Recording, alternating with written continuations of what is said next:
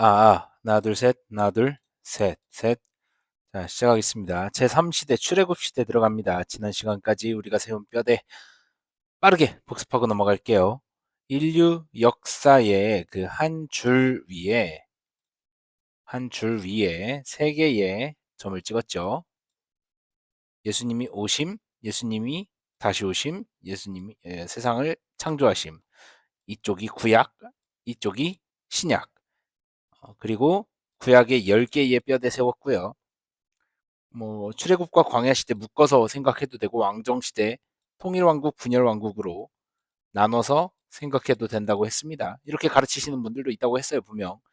자, 그리고 중간기와 순교와 박해 시대는 직접 성경에 나오는 이야기는 아니지만 우리가 흐름을 이해하기 위해서 그냥 집어넣은 거라고 생각하시면 된다고 했습니다. 자, 그래서 지금까지 창조시대와 족장시대 살펴봤죠. 창조시대 4개의 살덩어리, 창조, 타락, 홍수, 바벨탑, 창세기 1장에서 11장이라고 했고요. 족장시대 12장에서 50장까지의 내용이고 아브라함, 이삭, 야곱, 요셉의 이야기로 4개의 살덩어리로 이루어졌다고 배웠었습니다. 거기에 플러스 알파로 지난 시간에는 이렇게 지도 그리는 방법에 대해서 우리 이야기를 좀 나눴었죠. 이렇게 삼지창 그리고 지중해에다가 삼지창 그리고 여기 V 토끼 귀 모양, 여기 바퀴벌레 한 마리, 더듬이 이렇게 그리는 것까지 지난 시간에 배웠었어요. 자, 이제 세 번째 갈비뼈 들어갑니다. 세 번째 뼈대 출애굽 시대입니다. 출애굽과 광야 시대로 한 번에 묶어서 가르쳐 주시는 분들이 계신다고 했어요. 저는 그러나 출애굽 시대와 광야 시대를 따로 분리해서 생각하도록 하겠습니다. 출애굽 시대 출애굽기 1장에서 20장의 내용입니다. 네 가지의 살덩어리가 있어요. 모세를 부르심, 10가지 재앙과 유월절, 홍해바다, 시내산의 율법, 수여까지. 자, 이렇게 되는데 각각의 그 스토리를 한번 쭉 간단하게 설명해 주면 이번 영상은 마무리가 될 것 같아요. 자, 먼저 지난 시간에 족장시대 아브라함, 이삭, 야곱, 요셉 했을 때 요셉을 통해서 이스라엘의 자손들이 야곱의 자손들이 가나안 땅에서 살고 있다가 이쪽 이집트의 여기 나일강 삼각지대인 고센 땅으로 와서 이주해서 내려와서 살게 되었다라는 걸로 마무리가 됐었어요. 족장시대가. 그쵸? 이 가나안 땅에서 요셉이 여기에 노예로 팔려와요. 처음에는. 근데 나중에 이집트를 기근에서 구하고 총리 대신이 된다. 왕 다음 가는 권력자가 된다. 그렇게 되어서 자신의 가족들을 전부 다 이쪽으로 이주시켜서 여기에서 살게 된다까지가 족장시대 마지막 스토리였는데 그 요셉을 알지 못하는 새 왕이 등장합니다.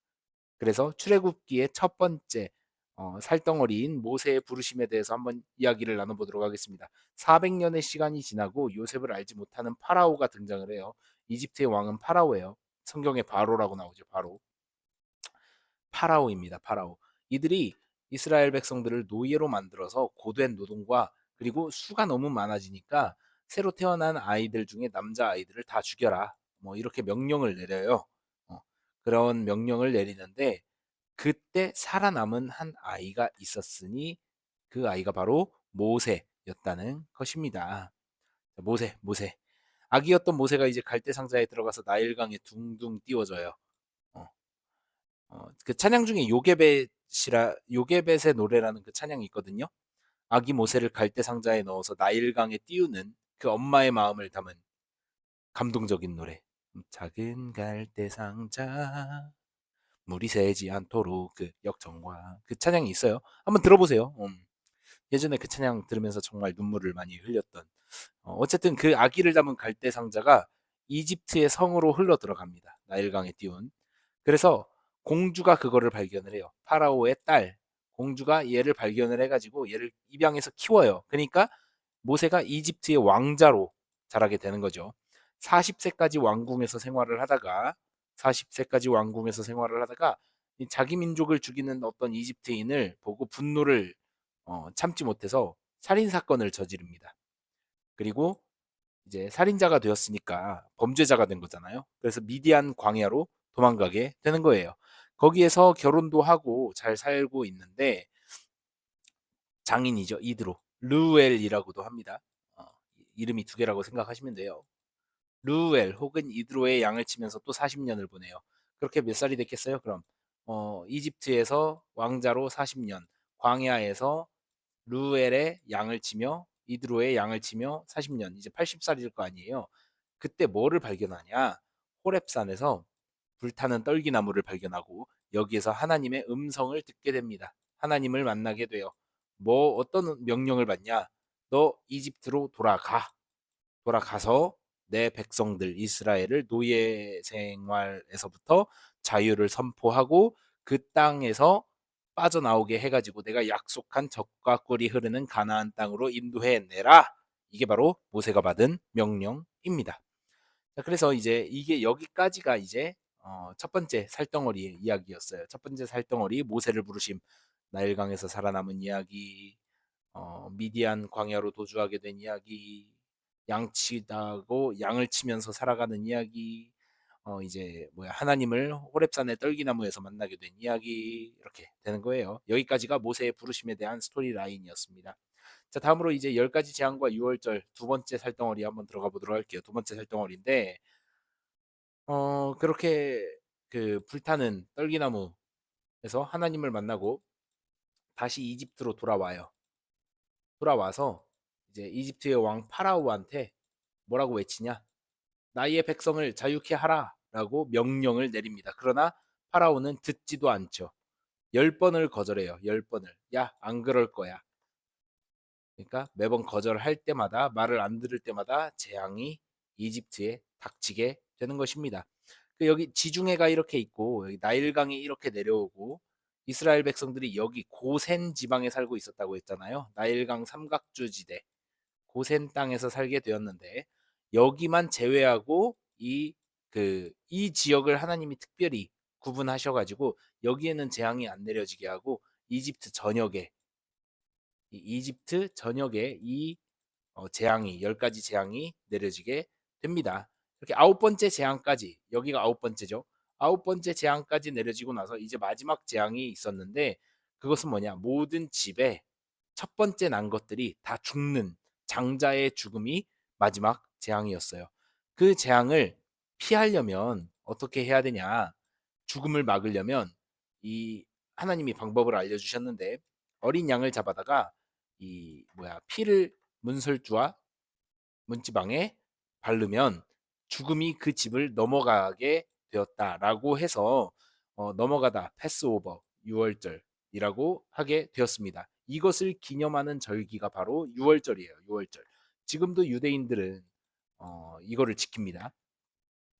이스라엘의 구원을 받은 날이자 유대인이 대대로 지키는 명절의 시작이에요. 이때부터 시작되어서 지금까지 지키고 있는 거예요. 그게 바로 6월절입니다.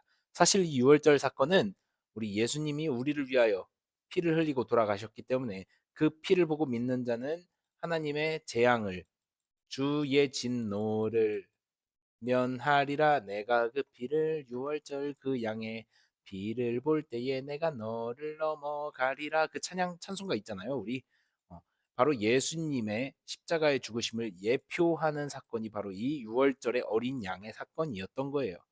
예수님이 이 사건을 완전히 이루셨어요. 이게 빛이고 이게 그림자예요. 그림자이고 이게 본체예요. 본체. 진짜고 그림자. 그러니까 예수님이 이 사건을 단번에 이루셨기 때문에 그 더 이상 우리에게는 피 흘림의 제사가 필요 없습니다. 히브리서에서 말씀하고 있어요. 만약에 우리가 예수님이 십자가에서 돌아가셨는데도 불구하고 막 제사를 지내야 되고 유월절을 지켜야 되고 막 이런 식으로 얘기를 하면 그리스도의 보혈을 평가절하하는 거예요. 그리스도의 보혈이 완전하지 않았다. 그리스도께서 십자가에 돌아가신 사건이 완전하지 않았다라고 얘기를 하게 되는 거기 때문에 지금도 6월절 지켜야 천국 간다? 이거 이단적인 가르침이 되는 겁니다. 그리스도의 보혈을 평가절하하는 행위입니다. 6월절 지켜야 천국 간다라고 얘기하는 분들 계시죠? 틀린 말입니다. 잘못된 가르침입니다. 이단이에요, 이단. 우리는 예수님이 온전히 다 이루셨습니다. 십자가에서 다 이루셨다고 말씀하시고 돌아가셨어요. 어쨌든 유월절 사건은 바로 이 예수 그리스도께서 십자가에서 돌아가신 사건의 예표가 되는 사건이다라는 거죠. 이게 바로 두 번째 출애굽 시대의 네 가지 살 중에 두 번째 이야기였고요. 이 사건을 그 장자가 죽음을 겪고 나서 이제 파라오가 그래 가라 제발 가라 하면서 이제 출애굽을 시키는 거예요. 이스라엘 백성들 출애굽을 시켰는데 보내놓고 나니까 좀 뭔가 짜증이 났나 보죠. 군대를 이끌고 뒤따라갑니다. 근데 어디에서 만나게 되느냐? 여기가 홍해바다예요. 홍해바다. 이 홍해바다에 다다르게 되니까 이스라엘 백성들이 다다르게 되니까 뒤에서 군대가 막 쫓아오는 이런 무슨 사태라고 그러죠? 사자성어가 생각이 안 나는데 어쨌든 그 상황이 발생하게 됩니다. 자, 바다가 이렇게 쭉 갈라집니다. 이스라엘 백성들은 마른 땅을 밟고 홍해를 건너게 되었어요. 자, 그리고 아까 어, 이집트의 군대들이 쫓아오고 있었다고 하죠. 그렇죠? 이집트의 군대들은 어떻게 됐냐? 뒤쫓던 군대들은 이 물이 다시 덮쳐서 물속에 수장, 그러니까 바닷속에 잠기게 되었다는 거를 잠겨서 죽는 걸 수장됐다라고 해요. 그렇게 바닷속 깊은 곳에 수장되게 되는 사건이 벌어지게 됩니다. 이게 바로 그 홍해의 기적입니다. 그래서 세 번째 살덩어리가 홍해바다 사건이었고요. 자, 그렇게 아까 지도 여기 그렇지. 여기가 가나안에서 내려왔던 그 이스라엘이 살고 있던 그 고센 땅이었고요. 여기에서 마지막 유월절 사건을 경험을 하면서 이렇게 나오죠. 그 다음에 홍해 바다로 가는데 여기에서 이집트의 군대가 쫓아오니까 하나님이 홍해 바다를 가르셔서 이렇게 건너가게 하시고 여기에 이집트의 군대를 수장시킵니다. 그 다음에 여기 시내산으로 가는 거예요. 시내산. 아까 미디안 광야에서 호렙산이라고도 했었죠. 하나님이 그 떨기나무, 불타는 떨기나무에서 모세를 만난 곳도 바로 여기예요. 시내산에 다다라서 여기에서 여호와의 율법을 받는 사건이 마지막 네 번째 살입니다. 시내산에 도착해서 하나님이 모세에게 율법을 줍니다. 그래서 출애굽기 1장에서 20장까지의 그 출애굽 시대의 스토리가 이렇게 네 개의 살덩어리로 마무리되게 되는 거예요. 복습에 들어갈게요. 제3시대 출애굽 시대입니다. 자, 모세를 부르심, 10재앙과 10가지 재앙과 6월절, 홍해바다가 갈라짐, 시내산에서 율법을 수여하심. 이렇게 되는 것입니다. 복습하도록 갈게요. 예수님 오심 사건, 신약, 예수님 다시 오심, 구약, 천지창조, 창조, 타락, 홍수, 바벨탑, 창조시대 1장에서 12장, 11장, 창세기, 족장시대 창세기 12장에서 50장까지 아브라함, 이삭, 야곱, 요셉, 그리고 요셉이 마지막에 애굽의 총리가 되어서 애굽의 모든 이스라엘 백성들이 거기서 고센 땅에서 거주하게 되면서 400년, 약 400년이 흐르고 요셉을 알지 못하는 파라오가 나타나서 출애굽 시대가 시작이 되는데 노예에서 모세를 부르심이 1번 사건이었고요. 자, 2번 사건 뭐였습니까? 뭐였냐? 자, 맞아. 10가지 재앙과 그 6월절 사건. 세 번째 홍해 바다가 갈라짐 사건. 자, 네 번째 시내산에서 율법을 수여하는 사건. 이렇게 네 가지의 큰 살덩어리로 또 출애굽 시대를 요약할 수 있겠습니다. 자, 다음 시간에는 요 광야 시대 들어가도록 할게요. 알겠죠? 시내산에서 율법을 받고 나서 그 다음에 이야기가 펼쳐집니다. 수고하셨습니다.